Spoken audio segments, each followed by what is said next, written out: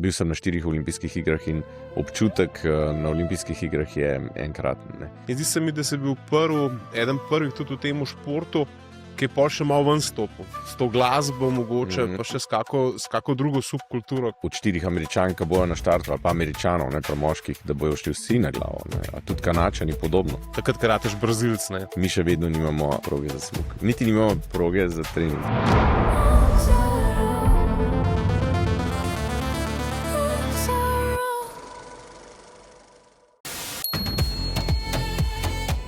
Tehnični pokrovitelj današnjega Macarol šova je Volvo.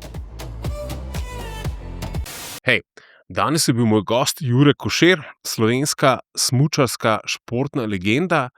Z njim sem se pogovarjala malo o preteklosti, o njegovih začetkih, o iskanju občutkov, talentov, otroštvu, pa so pa zajadrala v bistvu v njegovo kariero, se dotaknila tega, kaj počne zdaj in se valjda pogovarjala tudi o otrocih, ki imajo nekaj njegovih talentov.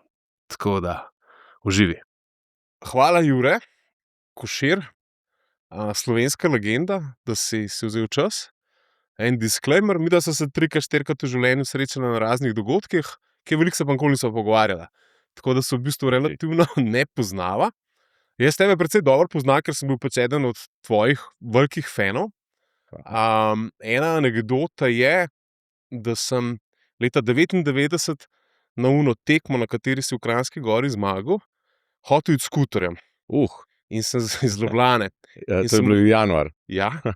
In sem rekel, vse je to isto, kot smučanje. Obleče se za smučanje, pa greš, a ne. In sem zjutraj ugotovil, da sem iz skuter ukradel. In pol sem šel na avtobus tja, ker so bili neki organizirani prevozi s punco, nazaj sem šla pa na štop. Tako da sem bil 40 metrov na tisto ciljno ravnino, pri tisti res legendarni, a bila to zadnja zmaga, po moje. Ne, pa je bila še Kitzbühel. Okej, to pa nisem tudi niti pripravljen za tole. Tako da to je en tak osnovni disclaimer.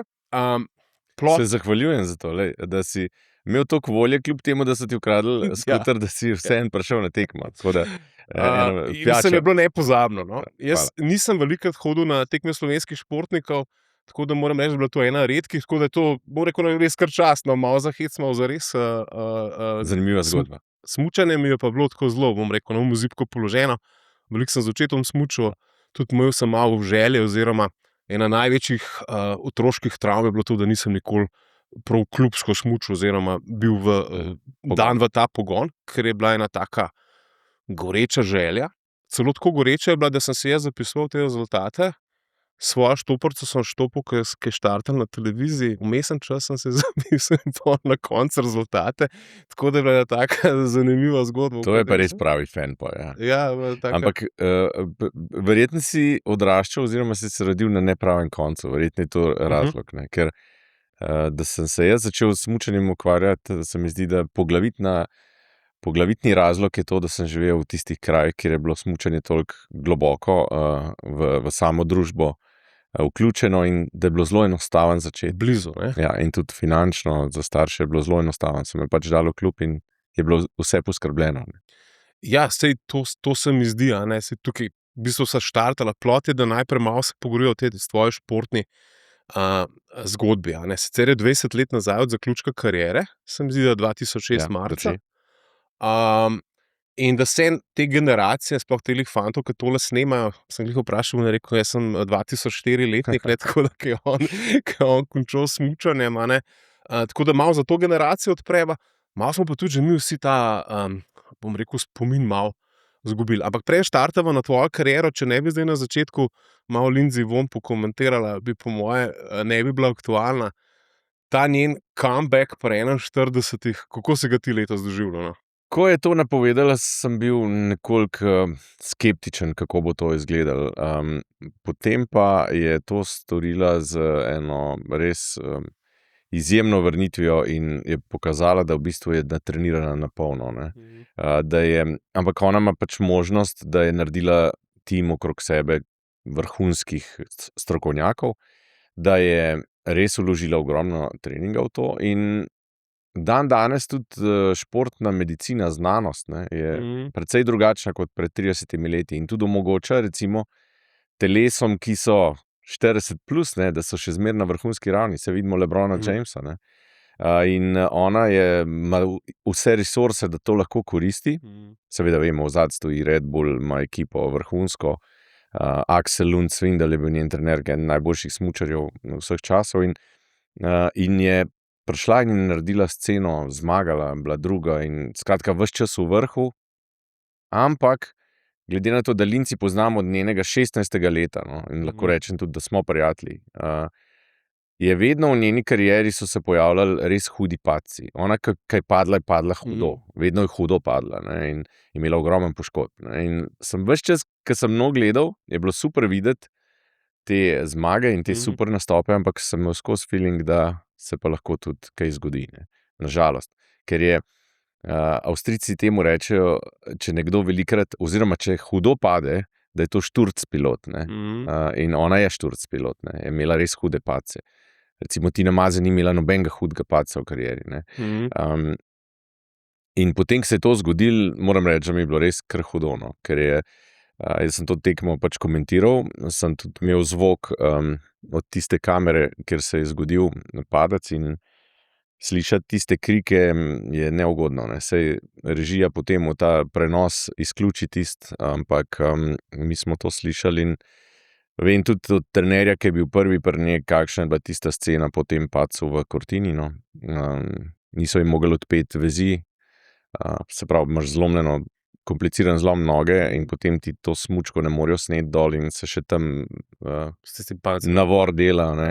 In bila na robu nezavesti, ne, v bistvu toliko hudo je bilo to. Tako da, nažalost se je ta zgodba ni v redu končala, ampak kljub vsemu je pa bila to njena želja, ne. Misliš, da je to njena medijska, tudi medijska spretnost? Jaz, preden se je to zgodilo, sem rekel, ona ali bo zmagala, ali se bo pobila. Te dve variante prineste, ni srednje poti. Ja, to je res. Zdaj je to ta ameriška trma, bom rekel, ki tudi to krasi, da vedno pri olimpijskih igrah oni tudi še niso favoriti, so favoriti, zato ker so... Ja, to gre na polno. Ne. Saj je tudi pol Američanka zmagala tisti smuk, pač druga, Breezy Johnson. Ne. Ki seveda od 4 Američank bojo na štartu, ali pa Američanov, ne, pri moških, da bojo šli vsi na glavo. Ne. A tudi Kanačani podobno. To je malo razlika, ne, z Evropejci. Ampak, če govoriva, zakaj je Lindsay to storila, to ne bi želel soditi. No. Ne bi želel biti pameten, ali je to želja po pozornosti, ali je bilo dolg čas, ali je pogrešala to, ali dejansko toliko ljubi ta šport. Ne. Verjetno vsega pomalo, jaz bi rekel vsega pomalo. So vsi ti pač ameriški športniki so tudi showmakeri, ne? Mislim, ona definitivno je. Ona je, se mi zdi, edina smučarka ali pač športnik ali športnica iz alpskega smučanja, ki je uspela priti v res Hollywood sceno. Ne. Se pravi, ona je prijateljica z Reese Witherspoon, ne. Ona hodi na Oscarje, pač jo vabijo, je res v tej top sceni. Ne, ker ne glede na to, da šport ni v Ameriki, tako kot v Sloveniji. Tako. No, in tudi kakšen evropski smučar, ne, ni uspel priti do takega statusa. Ne. Takrat, ker rateš Brazilc, ne, takrat je ta status. Dobro, on je na dobri poti. On je na dobri poti, da to doseže, ker je res pravi. Ja. Greva mogoče zdaj na začetke. Povej, kako si se ti za to smučanje zares odločil? Kako je prišlo do tega in kako si živel pol s tem? Pridnostjo, talentom, kje si to kombinacijo našel? V bistvu je precej smešno, ne, ker jaz sem želel postati smučarski skakalec. Zdaj, z mojim fizionomijo bi bil smešen smučarski skakalec. Ne vem, mogoče bi se drugače razvijal, ampak dvomim, ker so vsi v družini bolj močni. Živel sem 100 metrov od smučarske vlečnice, pač starši so postavili hišo in tam sem odraščal. Res smo imeli zraven, jaz sem lahko na balkonu dal smučke gor. No. In ko me kdaj vprašajo, kdaj si se naučil smučati, ne znam odgovoriti, ker se mi zdi, da sem od nekdaj znal smučati, ker sem verjetno že kot otrok caplal s smučami okrog hiše, ker je bilo takoj možno že spuščati se po snegu in tudi vemo, zime so bile res bogate s snegom takrat. Moj oče je bil zelo, bom rekel, človek narave, no, je bil alpinist, pa tudi smučar, tudi tekmoval je nekaj, mislim, da je nastopil tudi na mladinskem jugoslovanskem prvenstvu enkrat. in je imel zelo rad smučanje. Prav tako pa stric od mame, brat. In sta me ona dva v bistvu, predvsem oče, no, res ogromno vključevala v njuno smučanje, a ne, ker to se je smučalo vsak vikend, se je šlo, ali pa tudi niti ne sam vikend. Takrat so starši hodili ob 3 domov iz službe in smo šli popoldan še smučati lahko, ne. Potem sem pa že zelo hitro se naučil sam, da sem lahko se spustil od hiše do te vlečnice v Mojstrani, ki je dokaj ravna, enostavna, ampak za otroke je idealna vlečnica, in sem tam nažigal vožnje sam, ne, in s prijatelji, in to smo po gozdu vozili, si skakalnice delali, no, ampak skoki so me vedno blazen fascinirali in smo gradili skakalnice in skakali, seveda. In potem je dejansko prek nekega trenerja sem jaz sam že kot, ne vem, 7-letnik, 8-letnik, si pridobil opremo skakalno. Sem imel že tiste plohe doma in čelado, in pa mama rekla, ne, skakal pa ne boš, to je pa zelo nevaren, ne. Pa v bistvu ni vedela, da je smučanje tako 100-krat bolj nevaren, ampak pa tiste padlo v vodo. Pa sem se pa udeležil nekih otroških tekem in mi je šlo kar dobro, glede na to, da nisem bil še v klubu, no. Pa sem tudi zmagal, se spomnim, prvič sem dobil torto za nagrado. Sem bil blazen vesel, in pol so me pa dali v klub, no, me je oče dal v smučarski klub Kranjska Gora, in tam sem pa drugo naključje, srečno bi rekel, je pa to, da sem dobil enega enkratnega trenerja. Predvsem enkratnega človeka, starejši bil in zelo izobražen, zelo inteligenten človek, čeprav ni bil klasičen športni trener, pedagog, ne, bil v bistvu po neki sili razmer je pristal kot trener, ampak je imel izjemen občutek za otroke, za vzgojo, ne samo za samo smučanje, ampak tudi za to, kako premagati strah. Morali smo pisati spise, recimo, morali smo cilje pisati. V bistvu je zelo sodobne pristope. Zelo sodobne. Morali smo javno nastopati. Smo bili na nekem penzionu v Avstriji in si mogel stopiti na mizo in povedati neko zgodbo, ne, in take stvari. Bil je tudi zelo strog, no, tako da smo tudi dobili kakšno, rad je on za uho potegnil, ne. Ampak nikoli brez veze, nikoli krivično, ne. Smo bili poredni. Ja, kako bi bilo to v teh časih? Ja, zdaj starši. Ja, in tudi staršev nikakor ni dovolil, da se vključuje v kakršenkoli njegov proces treninga, ne. Kar je dandanes v vseh športih, bi rekel, kar redna praksa, ne. Starši so ekstremno pametni, in se vključujejo v to delo. In on je to popolnoma izključil in zgradil eno skupino, predvsem fantov, samo eno punco smo imeli, ker smo bili res dobri.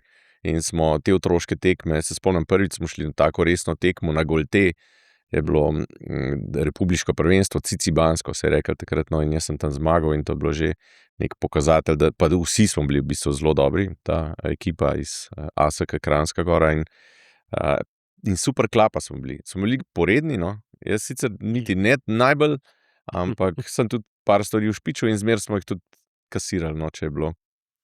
Pa če smo bili preglasni v kombiju, ne, smo se vozili, pa on je imel pravilo, da je 2-krat rekel tišina, ne, tiho, ne se dreti.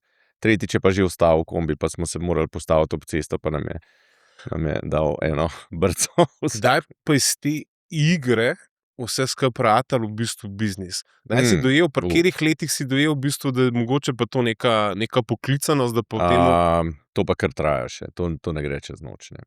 Se pravi, tista najstniška leta ker smučanje ima eno zanimivo, mislim, kar zoprn preskok, ko si recimo otrok, tam 15 let, kar naenkrat iz te kategorije prideš v mednarodno člansko kategorijo, ne, in tekmuješ na FIS tekmah, recimo na mednarodno, ker so tudi lahko desti stari 35 let, ne, ti si pa 15-16, ne, in potem je ta sistem zbiranja točk, da ne vem, začneš številko 140, ja, najprej še FIS, ne, FIS tekme, ki so tretja kakovostna raven, in to je res mukotrpno in zoprno in ogromno jih tam nekako obupa, no. In tudi jaz sem imel dvome, ker to ne gre čez noč. Tudi če ti gre zelo dobro, če si talent v svoji starostni skupini, se potem tam zgubiš v tem morju res veliko dobrih športnikov in imaš občutek, da nikoli ne boš mogel jih ujeti, ne. Ampak moraš vztrajati, no, korak za korakom. In zdaj, jaz sem prvič dobil eno potrditev, se mi zdi, da lahko, ne, ko sem postal mladinski svetovni prvak, ne. To sem bil dobrih 18 let star, in in v zelo močni konkurenci. Ta letnik 72 so bili recimo Hermann Mayer, Christian Mayer, dva Avstrijca, ne vem, Fritz Strobel, olimpijski legende. prvak, Bruno Kernen. Res je bilo 10 takih, ki so tudi potem, nas je bilo, ki smo tudi potem v svetovnem pokalu bili dobri. To je bil ni bil super veleslalom. To je bil super veleslalom, ker jaz sem Zakaj ni bilo nekako nobenih? gojil takrat, sem imel še večjo ljubezen do hitrih disciplin, tako da sem vozil tudi smuke in super veleslalom in se spomnim to mladinsko svetovno prvenstvo, sem tudi smuk treninge zelo dobro peljal. Sem bil tudi tam v krogu favoritov, ampak pa zadnji dan smo nekaj se ušteli. Je bilo ena odjuga, no, pa sem nekaj ni šlo dobro. Ampak ja, mi je bilo zelo všeč to furat, no. Se pravi, sem bil... Hitrost, ja. Pa imel sem ta dober občutek za dolge zavoje, no. Se pravi, super veleslalom mi je bil idealen.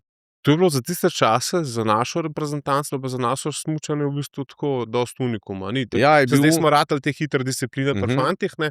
Pa takrat v tistih časih pa vem, da kao ni bilo pogojev, pa nismo mogli trenirati. Saj to jih dejansko ni bilo, ampak jaz sem tudi takrat, tudi v mladinski reprezentanci dobil super trenerja, to je bil Pavel Grašič, ki je še vedno aktiven trener, Grča po domače, in on imel tudi eno veliko skupino nas, kakšnih 20 teh tekmovalcev, in nas je v bistvu enakomerno smo trenirali in nas je pač tudi na malo, bi rekel, improviziranih terenih smo trenirali lahko tudi hitre discipline, no. Saj ni bilo vselej varno, no, ampak smo pa to vozili, ne, kar hiter.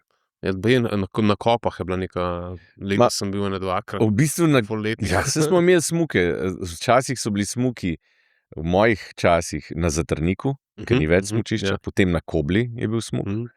Ampak v bistvu nikoli nismo imeli pa homologirane proge za smuk, ne. Recimo v Mariboru smo vozili smuk, državna prvenstva, tudi kope, tudi na Golteh je bilo nekaj. Skratka, to se je nekako improviziralo, no, ampak mi še vedno nimamo proge za smuk. Niti nimamo proge za trening. Ja, pa tudi teh smučišč, kakor je Zatrnik, to je bilo super smučišče. Ja, za otroke je vrhunsko. Ja, vrhunsko. Okej, te zmage pol nekako te pridejo do te članske selekcije, pa do teh velikih zgodb v bistvu rivalstva s Tombo, ki se je pojavil v enem trenutku preletel. Mogoče ta del kariere, no, te prve stopničke, mogoče te občutki pol, ki vidiš, da to pa so neke kljukice, ki so sledile najbrž 15 let nekega vložka. No, od tam naprej, ker sem postal mladinski svetovni prvak, je šlo res relativno hitro, no, navzgor. Še vedno je ta trener ostal z mano, to je bil Pavel Grašič, in se je tudi prestavil potem z mano v A-reprezentanco. In jaz sem se spomnim že osvojil tudi državne naslove v članski konkurenci kot 18-letnik, no, tudi super veleslalom sem zmagal, pa so bili dobri tekmovalci, recimo Tomaž Čižman, pa Sašo Robič, Robert Žan in pač kar nekaj takih, ki so bili precej starejši od mene, ampak sem uspel zmagati, no, in pa so me dali v A-reprezentanco in tudi prišlo do neke menjave generacij, ne, ta starejši so končali, recimo Grega Benedik in podobno, ampak pa so pa prišli Mitja Kunc in ostali. In tlele me je s trenerjem Grašičem sva odlično delala, no, mislim, on je imel res občutek in sem zelo hitro napredoval. Ampak za čuda v slalomu sem se najprej prebil, ne, številko 70, se spomnim, številko 72 sem prišel prvič v finale, to je bil velik uspeh, ne. Čeprav je bil tle v Sloveniji pospremljen dokaj kritično, ne, ampak kot 18-letnik, da prideš 72 v finale, je kar uspeh, ne. Se spomnim, takrat je ravno začela ekipa, časopis izhajati, ne, in so napisali en naslov Slovenec, ker v bistvu sem bil edini, ki se je v točke uvrstil, je bila res ena taka generacijska luknja, no. Slovenci kot Brazilci, Slovenec kot Brazilec, ker sem imel 7 sekund zaostanka, ampak sem... To je bil zdaj kompliment letos. Ja, recimo, dobro, ta ni čist pravi Brazilec, no, Pinheiro Broten, ampak ja, in mi je to blazen prizadel, se spomnim, in potem sem te fante, ki so bili novinarji na ekipi, se nekateri še vedno to delujejo, sem čez 2 leti, ne, ko sem prvič zmagal, ne, pa so želeli nek daljši intervju, sem rekel, ne, kar Brazilce pokličite, ne. Tako, nisem pozabil tega, ja. Tako, kot si rekel, super si prej začel s tem, da si imel v bistvu to medijsko šolo že v Zibki, že v tem prvem klubu. se ti zdi, da ti je to pol tudi zelo pomagalo, takrat, ko je bilo pa treba res nastopati pred kamere, pa v bistvu nekako ta biznis, ker pol to že je biznis, ne? Zdaj si v svetovnem pokalu, Ja. si prepoznaven, si zvezda, so sponzorji in zdaj moraš pač nastopati. In zdi se mi, da si bil eden prvih tudi v tem športu, ki je pol še malo ven stopil. S to glasbo mogoče, pa še s kako drugo subkulturo, ki so... Ne, tle sem imel pa srečo, spet eno drugo srečo na ključe, ker so me zelo mladega, sem se sicer po svoji odločitvi odločil, da podpišem sodelovanje oziroma sem podpisal pogodbo s takrat največjo športno agencijo na svetu, to je bila IMG Europe, ne. To je v Ameriki so recimo zastopali Moniko Seles, Pita Samprasa, v Evropi podružnica pa v bistvu veliko, kar nekaj najboljših smučarjev in sem bil v bistvu presenečen, da so podpisali enega Slovenca, no. Ker prej to se ni zgodilo, da sem sploh dobil zanimanje strani njih. No in oni pa potem imajo ustaljene neke prakse in tudi izobraževanje v smislu, da ti povejo, mislim, te učijo, kako kakšen odnos imeti do pokroviteljev, do novinarjev, do navijačev konec koncev, ne vem, spodbujajo, da jezike se naučiš, ne, da kako graditi neko javno podobo, neki imidž, ne, in tam sem dobil tudi enega mladega agenta, ki je bil zame zadolžen in mi je res veliko pomagal, veliko naučil, ne, ker kot en 20-letnik iz Jugoslavije, dobro, takrat je bila že Slovenija, nismo vedeli prav veliko, ne. In tudi nihče tukaj ni vedel, ker takrat športni marketing je bil pač v povojih, ne. Sem sem bil dobro voden, no. In tudi veliko so mi stvari povedali, ki jih drugače ne bi ugotovil sam, ne. In to je ful zanimiv aspekt, ne, tega posla, po moje. Po moje ti tudi to sodelovanje pol naprej odpiralo vrata. Ja, po vsekakor. karieri, ne. Tudi konec koncev, oni ti povejo dejansko vrednost, ne. Se pravi, ne vem, imaš smuči, znamko smuči in oni ti lahko rečejo znesek X, pa ti nimaš pojma, en pa kaj slabši od tebe, pa ima recimo, ne, kot nek zelenc, bi rekel, iz ene tudi države, ki je taka bolj eksotična bila vseeno takrat, no, čeprav smo imeli že vseeno nekaj uspehov. Ja, in tako da to sem imel res kar srečo, no, res sem imel srečo. Ker misliš, da to so Avstrijci te zadeve bolj handlajo, oziroma... Avstrijci imajo So že svoje, takrat imeli ne, ta IMG bila itak international Ja. firma s sedežem v Švici. Avstrijci imajo pa znotraj svoje smučarske zveze zelo dobro to narejeno. Je bil tudi recimo njihov predsednik smučarske zveze dolgoletni, Peter Schrecksnagel, je bil kar istočasno menedžer Hermana Mayerja, recimo, ne. In ampak Avstrija je posebnost, ne, ker tam se res smučarje ceni tako kot, ne vem. Ja, vsi imajo potem svoje znamke smučk. Ja, redko zlato, no, in Avstrijci, v Avstriji, če si res uspešen alpski smučar, je to pomeni, kar precejšen uspeh tudi v smislu v tem finančnem, ne. Definitivno se mora, ker je bilo letos olimpijsko leto, dotakniti tudi olimpijskih iger, pa teh občutkov. Kakšni so zdaj spomini? To je res veliko let nazaj. V bistvu sem po 20 letih bil ponovno na olimpijskih igrah in tudi to je bilo glavni razlog, ki je pretehtal, da se začnem pač ukvarjati s tem strokovnim komentatorstvom, no, ker me je res zanimalo, kako bo to na olimpijskih igrah in lahko rečem, da je še vedno to tekmovanje, ki ima težo, no, pri športnikih naredi neko razliko. Meni osebno je bilo vedno, bil sem na 4 olimpijskih igrah in občutek na olimpijskih igrah je enkraten, ne.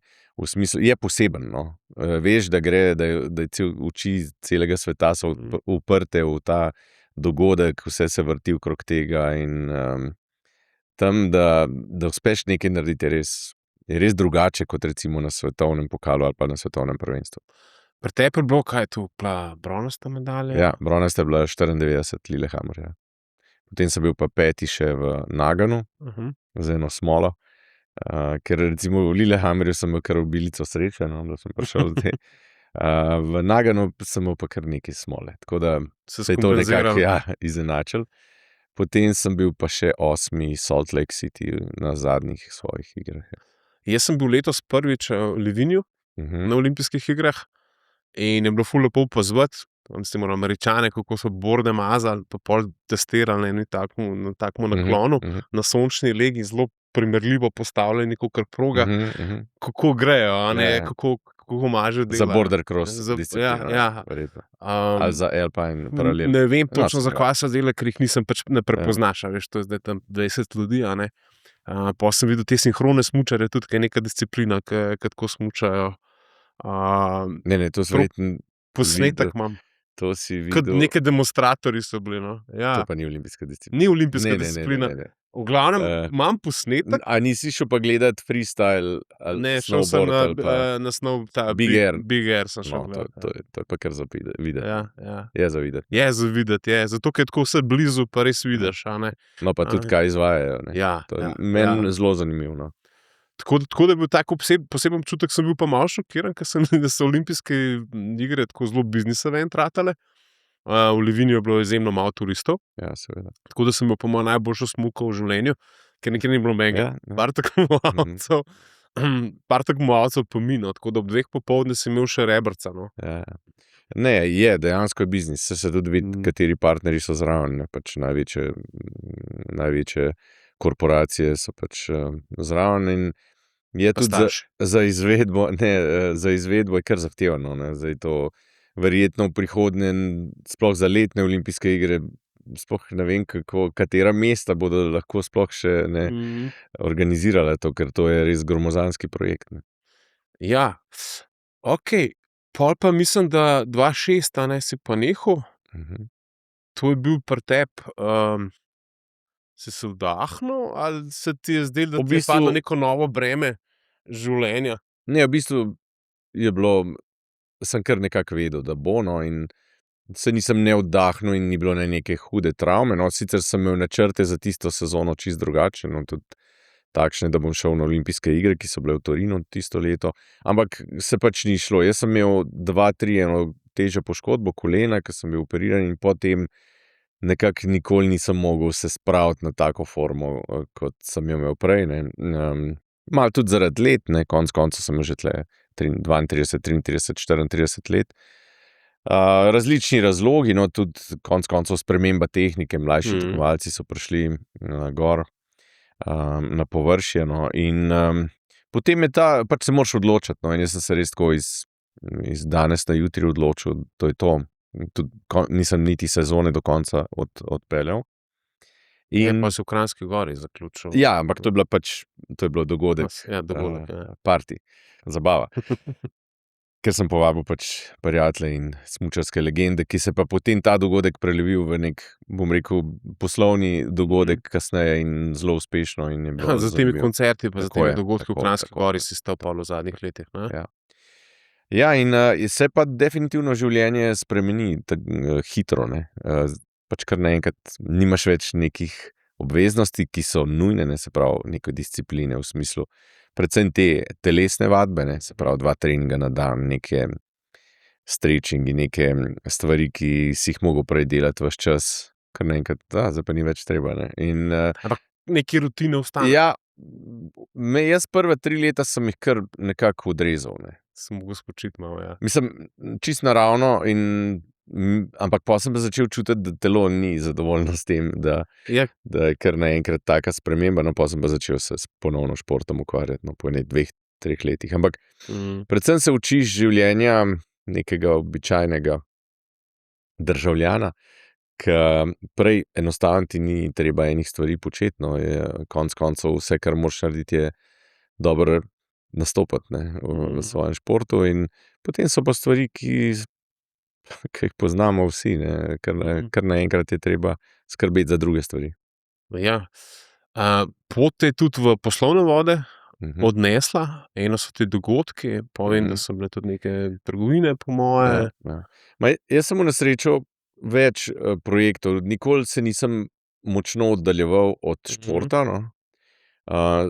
In nekako vse kar sem poslovno, pa še vedno konec koncev je povezano s športom, no. Tako da, ko sem končal, sva s svojim agentom ustanovila eno pač agencijo v Švici, no, ki ki je delala dogodke, športni marketing, skratka, in tudi zastopstvo za športnike.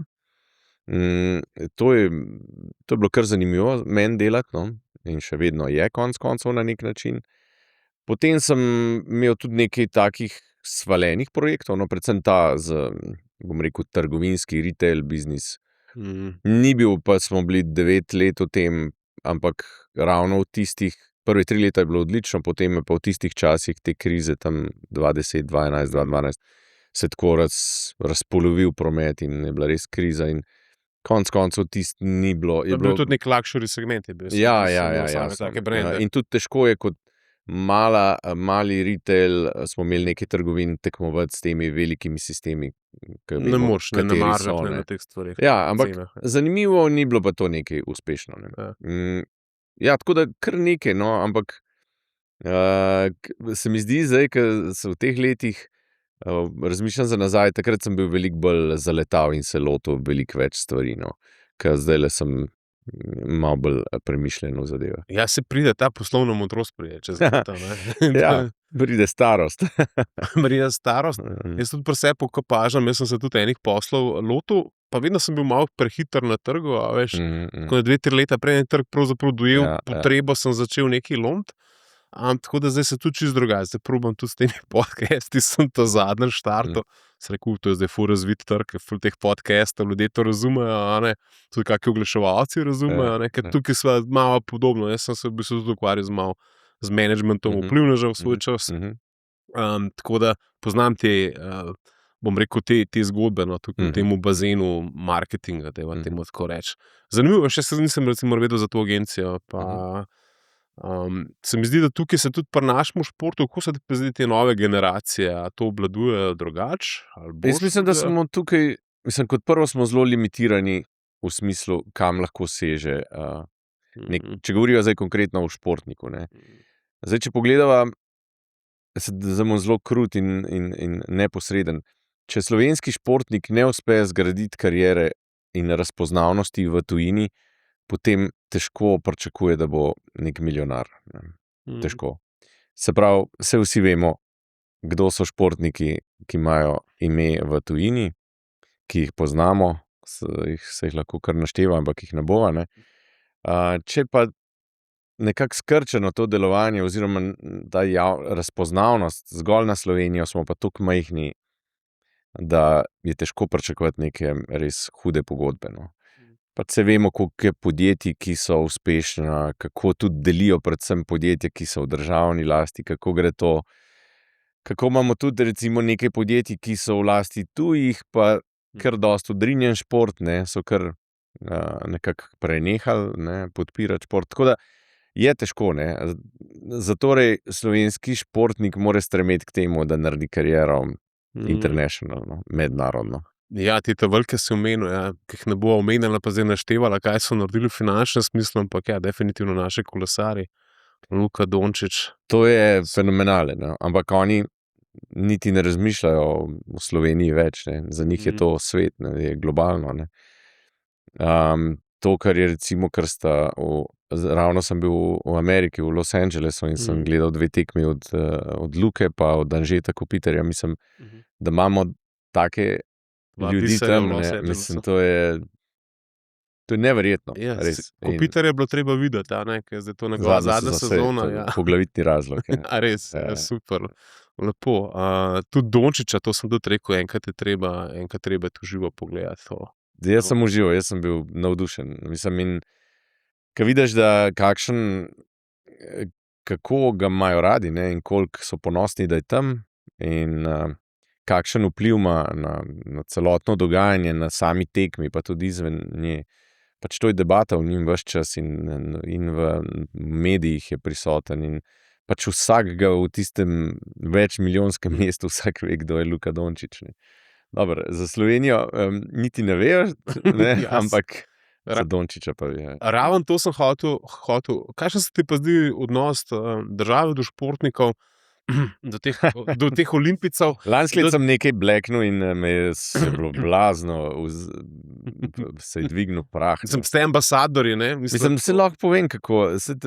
Imamo čisto plastične primerjave. Enkrat je bila narejena in To, kar država nameni za vrhunski šport, je približno toliko, kot en privatni ruski hokejski klub namen za plače enega napada. Zenit Petersburg, Sankt Petersburg. Se pravi, hokejski tim ima pa 4 napade, ampak ta zvezdniški prvi napad je tak znesek, kot ga država Slovenije nameni za vrhunski šport. To je nekje okrog 40 milijonov evrov. Mislim, saj super. Zdaj, ampak moramo se vprašati, ne, konec koncev, kdo prinese razpoznavnost v svet. Imamo posameznike tudi v drugih segmentih, ki so enkratni, ampak kdo ima pa res zgrajeno mednarodno ime? Share of voice, ja. Ja, to pa zdaj ne bom šel dalje, no. Jaz bi bil zelo vesel, da bi imeli pevca, ki bi Grammyja dobil, pa in slikarja, ki bi bil, pa ne vem, pač želim si to, ne, ampak moramo pa naliti si čistega vina, tako da se zdaj treba vprašati, v čem smo res ekstra uspešni. Ekstra uspešni in v športu smo ekstra uspešni. Ja, tudi pozornost medijev, ko se vrača nazaj, ne, se vrača na te športe, ki se vedno vrača na Slovenijo, pa sentimenti, ki jih daje Slovenija, gore, morje, te kakovosti, ki jih hočemo skozi komunicirati, se potem avtomatično komunicirajo. Ne? Se mi zdi, šport je edina stvar, ki nas res povezuje, no, če se pogleda to planico, mislim, to je res, to je državni praznik, to zastavno vidiš nikjer v Sloveniji. Vse razdvaja, vse, tudi konec koncev, tudi kakšne, kulturne, umetniške zadeve zelo rade razdvajajo, ne. Ta šport pa ne. Če nogometaši igrajo dobro, je na tone navijačev. Planica je vedno na tone. Ne. Predvsem pa športih, ki so načeloma domena sodobnih pa dobro razvitih narodov, ne? In potem pride ena planica, ne? In ena družina pevc in zadeve na glavo postavi. Vse Fince, Norvežane. Meni je še bolj fascinantno kolesarstvo, ker to je res globalno in je ogromen rekreativnih kolesarjev in so države, ki imajo bogato zgodovino v kolesarstvu, Italija, Francija in jih tle razbija, pač sta jih in Roglič in Pogačar, konec koncev tudi Mohorič nekaj in to je šok za take države, ne.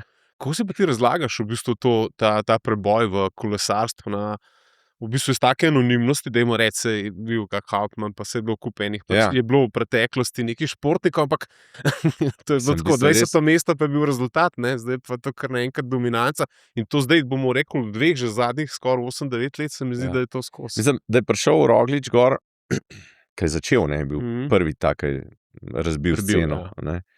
Ni bil plod nekega sistemskega dela v Sloveniji, se mi zdi, da vse ni ta šport toliko dobro podprt državno, da bi imeli res poskrbljen, tako kot imajo recimo skakalci, kaj imajo res, oni imajo sistem vrhunski. Že šolo v Kranju, pa center Planica. Cel kup skakalnic, infrastruktura, poleti, to skratka klapa. Kolesarstvo se mi zdi, da v Sloveniji pač je nekaj klubov, ampak ni na tako visoki ravni. Tako da verjetno nekaj naključi in pa ta izjemen talent, ki se je pokazal, ne, tako pri Rogliču, kot predvsem pa pri Pogačarju, ki je pa zaklad, ne zgleda. Jaz ne vem, koliko je to trma, ne. Se mi zdi, da ti vrhunski kolesarji morajo vsi biti ekstra trmasti, no, ampak če je pa še nekaj več. Jaz se zdi, da ima Roglič res fokus, ne. Roglič se mi zdi še drugače kot Pogačar, se mi zdi drugačko, veš, ker mu obsežjo pot, ne, mislim, predvsem je mogel sam se tle prebiti, to je bilo skakalca. Secret sauce teh slovenskih, mislim, da če bi mi per capita smo enkrat gledali, da imamo medalji na olimpijskih igrah, tudi smo bili vedno med temi 10 najmočnejšimi nacijami, če bi na število prebivalcev gledali, ne, to so bile neke računice. Neverjetno. No, recimo tle mi pride na misel Norveška, no, ker Norveška je pa vzor nekega sistema, ki spodbuja vse državljane k zdravemu načinu življenja in ukvarjanju športom, ne. Se pravi, ampak imajo en super sistem, ki se meni zdi res dober. Vsi otroci so vključeni v en šport, ne, se pravi, morajo nekaj trenirati. Ampak tam se do 13. leta ne meri rezultat in ne šteje se, ne štopa se. Skratka, vsi tekmujejo za zabavo, ampak so pa v pogonu treninga, ne. Potem pa imajo super te srednje šole, gimnazije, akademije športne in tam se pol pa razdeli. Se pravi, delež teh, ki so 25-letniki do 25. leta in se še vedno ukvarjajo športom na nek, bom rekel, resen način, je Norveška daleč pred vsemi. No.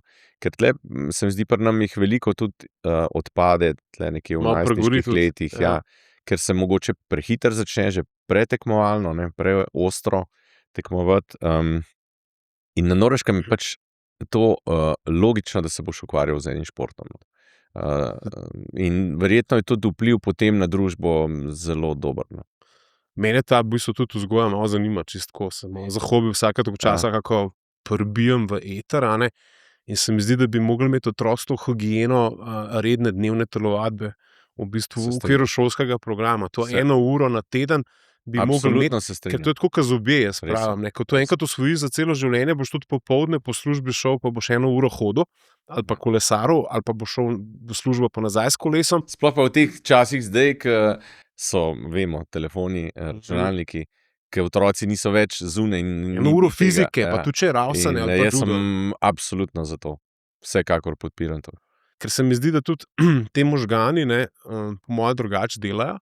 Pa če se ti na ta ritem jutranjega treninga navadiš kot oseba, veš, znaš to tudi. Jaz recimo imam problem, ker nikoli zjutraj nisem treniral, ker nisem bil nikoli v nekem profesionalnem pogonu. In se težko zjutraj spravim, a ne.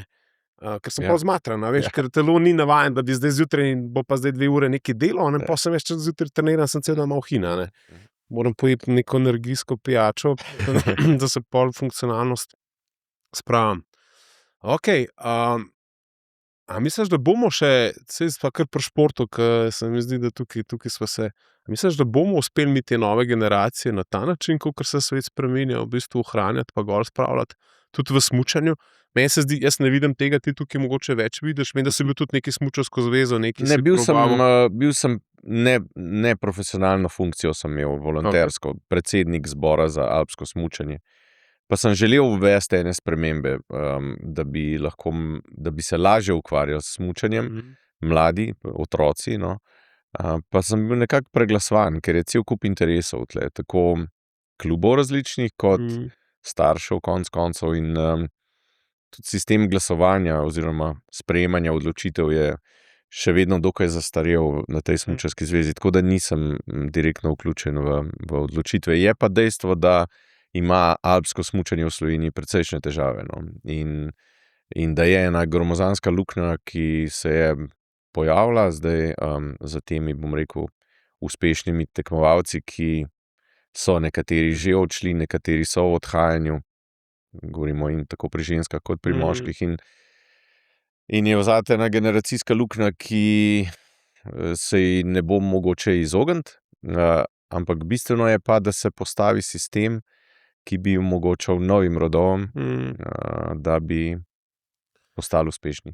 Ker smučanje je zdaj luksus ratal, a ne. Zdaj tudi otrok, ki trenira smučanje, a veš, jaz zdaj tako vidim, mi, ko gremo smučati, pa smo 4-članska familija, to 350 evrov. Ja, dejansko je drago. Ja, se pravim, sistem je potrebno vzpostaviti, izkoristiti slovenska smučišča, s katerimi ni dogovora, da se lahko trenira, no, oziroma delno so dogovori, da ne bom zdaj preveč kritičen. Jasno, smučišča so se privatizirala nekatera so enostavno nehala obratovati in tukaj je na državi in tudi konec koncev na smučarski zvezi, da če se seveda želi to peljati naprej, da se postavi sistem, da bojo mladi lahko trenirali. In dobro trenirali, no. Tudi strokovnost je zelo pomembna. Tle moramo tudi malo. Zdaj smo pri otrocih, pa mogoče se čisto malo tvojih dotaknemo, če smeva. Vem, da imajo talente, vsak svojega. 3 otroci so. Ja, imajo. Mogoče malo njih, ker pač se ne vem.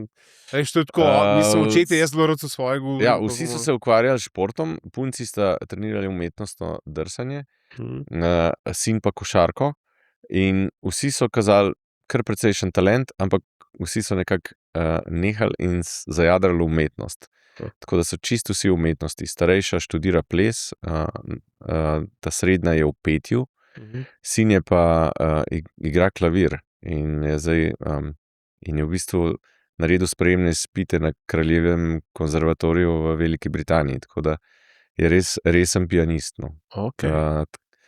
To so 18, pa 21, pa 23 so stari. Kje sta te talente, sta tudi kaj po očetu potegnila? Ne vem, Potegnjeni. ne. Mislim, jaz sem sicer igral nekaj harmoniko 3 leta, ne, ampak ne bi rekel. Mislim, opažam pa podobnosti sploh pri sinu s športom, no, ker je zelo ga je zagrabilo. Predvsem ta strast, ke sem jo imel jaz recimo do športa, on je padel v ta klavir čisto na tak način, ne. Sam je v bistvu začel igrati in potem šele kasneje šel v glasbeno šolo in, je zagnan, no, to je, bi rekel, ta drive ima, ke vidim, ke sem ga imel tudi jaz pri športu, no. Res je zagnan in mu gre odlično. To je super. Če bi mogel nazaj pogledati, a bi pri tej športni karieri pri sebi kaj drugače naredil? Se ful stvari Milijon lotil stvari. druge? Milijon stvari, glavni razlog je seveda, ke zdaj vemo veliko stvari, več, kot smo jih vedeli takrat, ne. V znanosti, v športu, opremi, o metodiki treninga, ne. V bistvu bi A treniral. ste delali vse narobe ali vse kontra? Ne bi rekel, da smo vse narobe delali, ampak delali smo veliko, pa verjetno veliko tudi narobe, no, ampak, zdaj bi seveda pametneje treniral, ampak bi pa še več posvečal pozornosti treningu, no. Se pravi, veliko je bilo, mislim, saj to je 30, 40 let nazaj, saj, težko zdaj primerjati, ampak če bi vedel, če bi imel tisto znanje takrat, ne, bi bilo enkratno. Letos so bile prve olimpijske igre brez dopinga. Ja, to sem zasledil, to novico par dni sem jo nazaj. tudi jaz zasledil, ja. A se ti zdi, da kakšen drug način dopinga počasi obstaja, kak gene hacking Ja, to je, oziroma, ne vem. to bo spet špekulacija, ki je, Ja. ampak, prav gotovo Pa je je verjetno. medicina, mogoče tudi, napredovala toliko, kar mi niti ne vemo, no, in so, mislim, prav Če bi jaz tebe pogledal, pa bi rekel, okej, človek bo zdaj, se smem povedati, ne, 54 let, ne, ampak realno, ke te takole gledam, bi rekel, okej, dobro, teh nekih To je, 43 ima človek, a ne. hvala. Bi rekel, da tudi kaj vzameš, no. Izgled ni vse, veš, izgled ni vse, nosim kar posledice, tega vrhunskega športa. Jaz sem bil vseeno 20 let res v resnem pogonu in, telo utrpi kar nekaj. Vsak vrhunski šport pusti, ne, pusti sledi in, ne vem, jaz imam recimo hrbet imam res sesut totalno in imam kar precej težav s tem. In tudi, ke srečujem kolege, generacijske iz športa, Torej s hernijami in podobnimi debate. rešitvi. Ja. Ampak kolena imam začuti, da dokaj okej, samo hrbet mi pa dela težave. Ja, saj to po moje tega davka, a ne, se začne zavedati pol šele čez leta, a ne. Ja, res je. Ne gre brez tega, da bi, ker moramo se zavedati, tule so obremenitve, vrhunski šport, zelo težko, rečemo, da je zdrav, ne. Šport načeloma je zdrav, ampak v enih okvirih, neke vadbe, ki ni pretirana, ne. Zdaj vsak vrhunski šport se gre pa v ekstreme, no, ne. Če dam primer, alpski smučar more uteži take dvigovati, take teže, jaz se spomnim, to je, in to leto na leto. Ali pa če gledamo basket, ne, Dončić odigra 100 tekem na leto, ne, in to je na telo, Na 3 dni, a ne, tekme. ja, to je na telo res, Pa še minutažo res ima, hudo, ne. ja. In enostavno, saj so, zdaj tudi regeneracija, pa so tudi nove metode obnavljanja, ne, pač drugače, kot je bilo včasih. Tule se je tudi naredil korak naprej, ampak kljub vsemu je zahtevno, no. Jaz zelo zagovarjam ukvarjanje s športom, ampak zdaj za neke tisti, ki ne gre profesionalno v šport, ki ne bo od tega živel, potem, mora to zmerno, jemati. Kaj pa je pol leta 2026 tvoj passion v Od takrat? športu? Ja, kaj zdaj tisto, Jaz kar ti jaz najraje še delaš? vedno zelo rad smučam.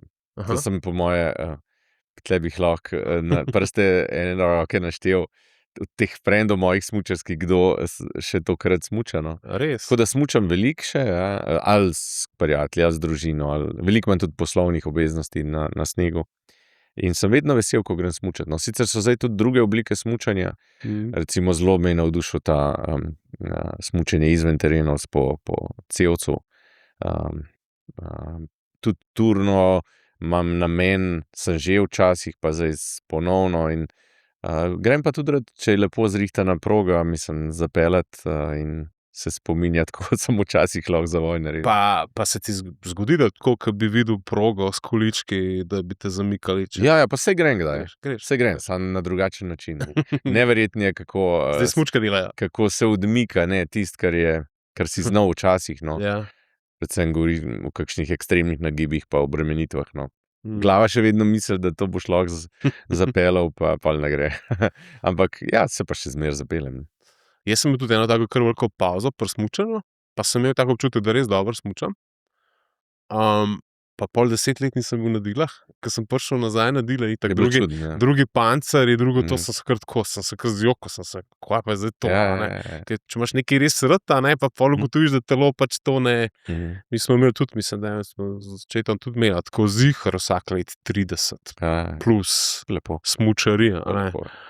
In da bi na krvavce tiste karte, ki so se še takrat ščipale. Ja, tudi jaz sem bil še v tem. Vse stvari so se spremenile, že prav te žičance se pa kaj veliko ne spreminjajo. In Pa tukaj se je nekaj bilo vlaganja tudi v Sloveniji, se je nekaj moderniziralo, ampak mogoče prepočasi. No.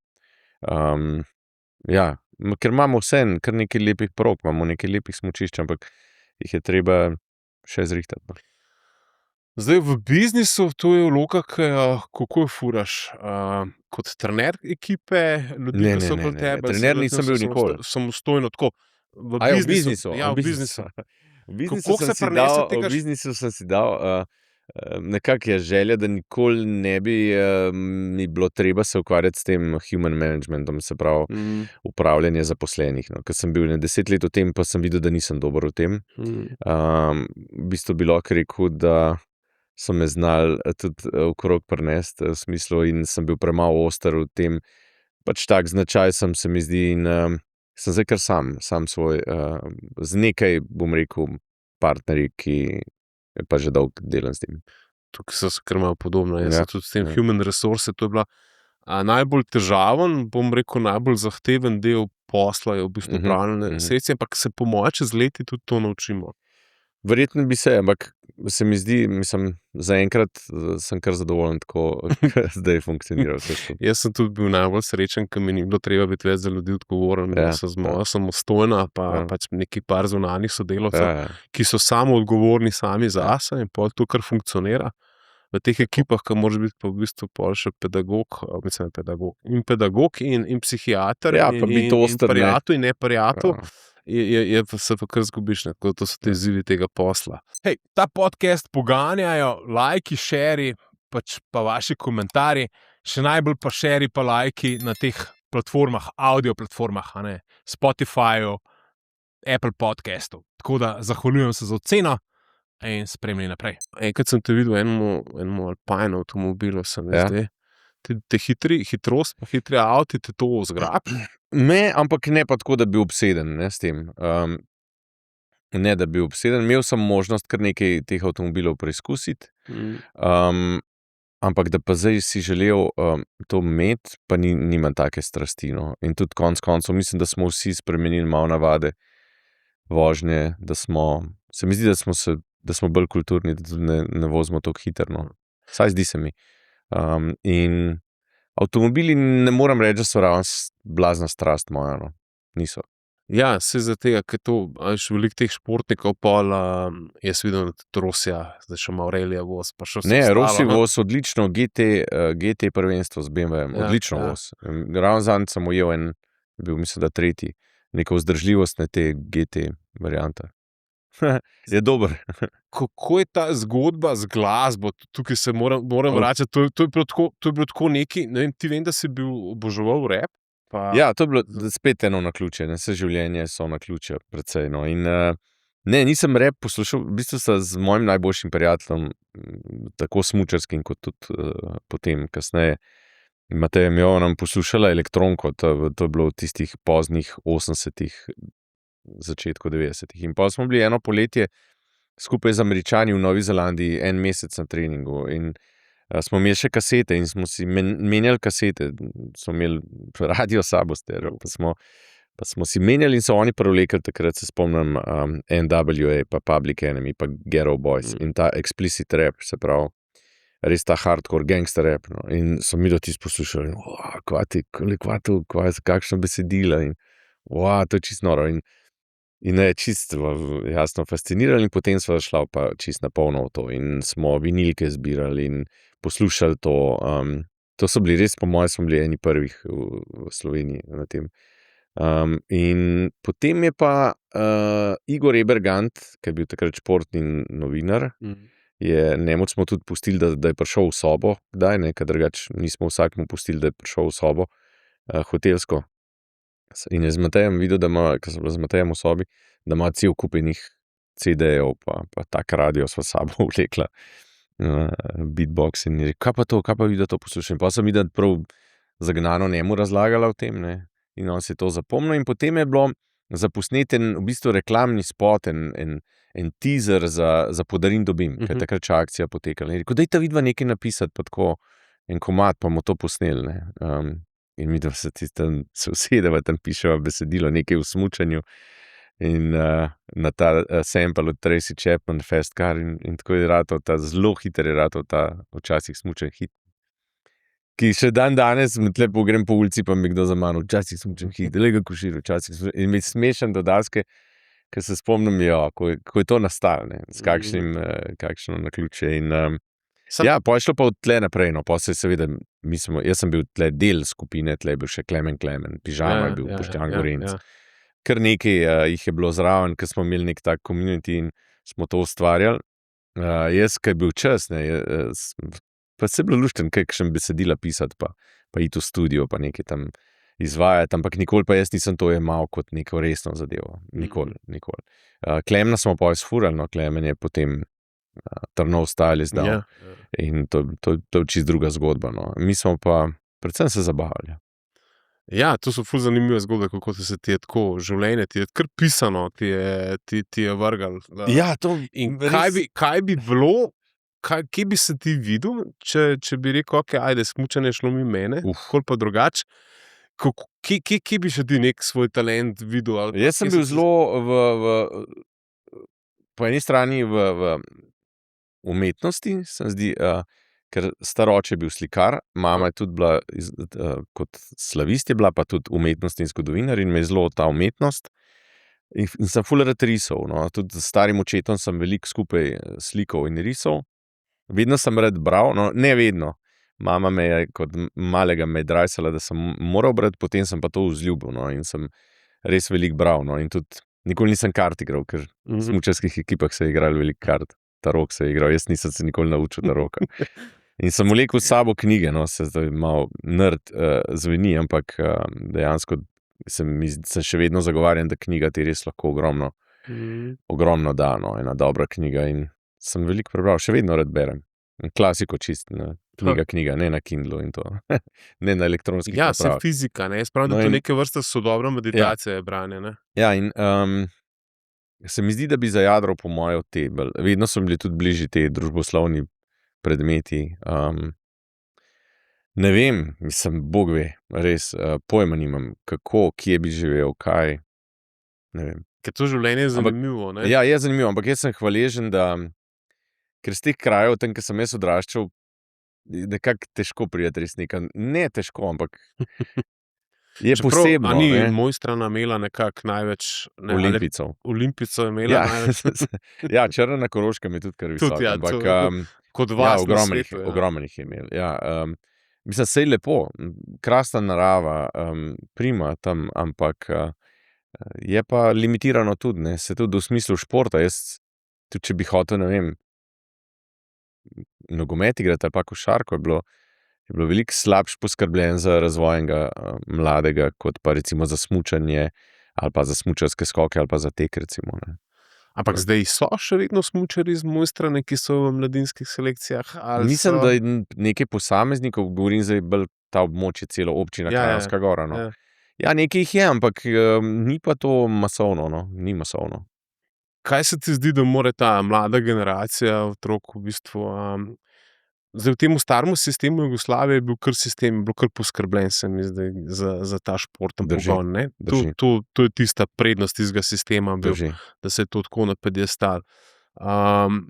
kaj je mogoče nekaj, kar bi Jure Košir rekel staršem zdaj v teh sodobnih časih? Kot ne športni pedagog, ki pa se en vid v ta Mislim, šport. Kot prvo bi rekel, da ne vložijo čim več svojega časa v preživljanje z otrokom v nekih športnih aktivnostih. Ne. Se pravi, ali da greš z njim nogomet igrati, ali košarko, ali smučati. Se pravi, to bo po eni strani ta bonding, no, po drugi strani ga pa tudi nekako pripravljaš, mogoče, če bo nekoč šel nekaj resno trenirati. Ne. Vsaka vložena minuta, ki jo porabiš z otrokom v neki aktivnosti telesni, se mi zdi zelo koristna, no, kot starš.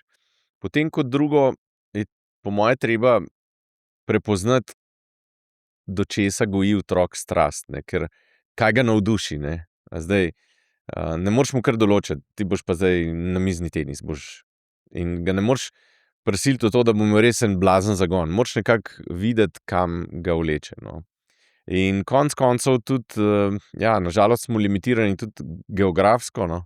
Zdaj iz Prekmurja boš težko enemu otroku omogočil, da bo alpski smučar. Da se, ampak zelo težko. Toliko smo majhni, pa toliko smo raznolika.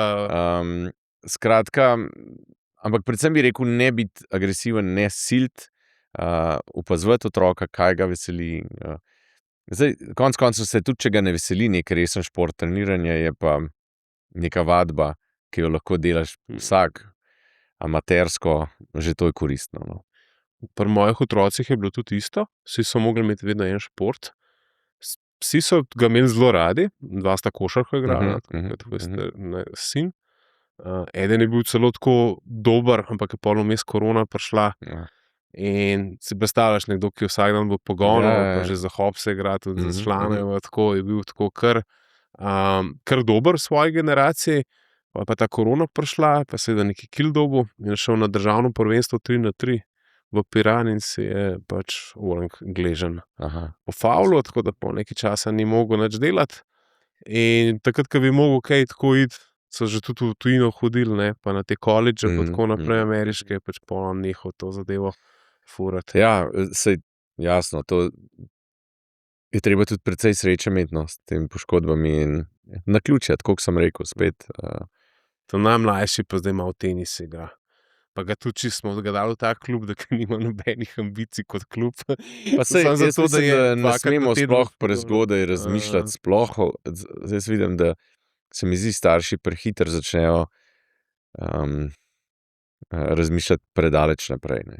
Se pravi, toliko, tudi če je nekdo maksimalen talent, res kaže, je res pot do tega dolga, do svetovnega vrha in je v nekaj forsirati to pot, se mi zdi brez smisla. Je treba otroka podpirati, mu pomagati, ampak zdaj nekaj vršiti ali pa sanjati o nekih zadevah daleč naprej je pa ne vem, če je v redu. Dedek še nisi. Povej mi, kaj bo tista zgodba, kaj boš pripovedoval svojim vnukom? Kakšna anekdota Že tem pa športna? še nisem anekdote, anekdote imam poln klobuk, ampak zdaj, da bi nekaj. Pa kaj pa vem, jaz nekako kar pustim, da oziroma mi ni toliko prijeten nekaj razlagati, pa nekaj se hvaliti, no, o tem, kaj sem dosegel, ampak bolj o tem načinu življenja. To me tudi vidim, da moje otroke zanima, ne, kako smo mi kakšno stvar. In se res precej razlikuje od naše mladosti pa njihove. Ne. Svet se je precej spremenil. Ne. Tudi konec koncev ta prav korona je spremenila ogromno, ne, za te, ki so bili najstniki v teh. Mislim, tudi na ta način socializacije in prijatelji in zabave konec koncev. Tako da je mi kdaj kar zanimivo, kaj jim povem, ko smo mi se družili ali pa kakšen način komunikacije smo imeli, pa tako, ne. In Nekje je bilo običajno, da se dobiš, pa si se dobil, a ne, ker ti telefonov ni bilo. Tudi to. In se zdi, da zdaj nove generacije imajo malo težave tudi pogovarjati se tako odprto, ena na ena je pač naredili ta svoje pač te telefon in te zadeve, socialna omrežja in tako naprej. Tako da, zdaj, kako bom jaz, o tem pa res še nisem razmišljal, kakšne zgodbe bom jaz govoril, kam bom starčiča. Ampak zdaj v teh generacijah, ki se govorijo, ti stike še imaš, ne vem, s Tombo ali pa s Ja.